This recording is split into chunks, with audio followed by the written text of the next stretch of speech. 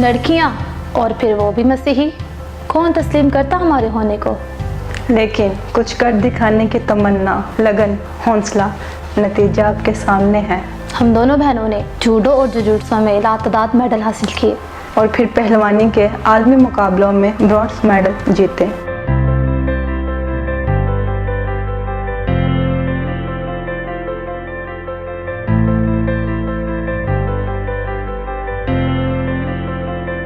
और अभी बहुत से ख्वाबों को सच करना बाकी है।